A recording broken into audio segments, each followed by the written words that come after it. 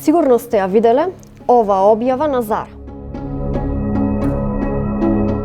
Ова не е прв пропуст на Зара од ваков вид.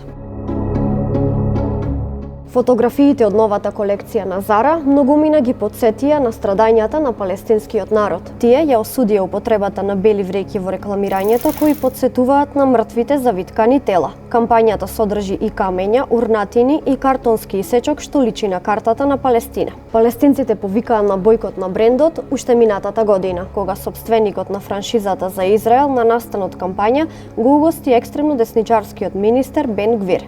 Гвир е снимен со пиштол како ги повикува луѓето и полицијата да пукаат кон палестинците кои фрлаат камења кон израелските сили. Зара исто така се соочи со бојкот во 2021 година, кога главниот дизајнер испрати порака со омраза до модел кој изрази поддршка за палестинците.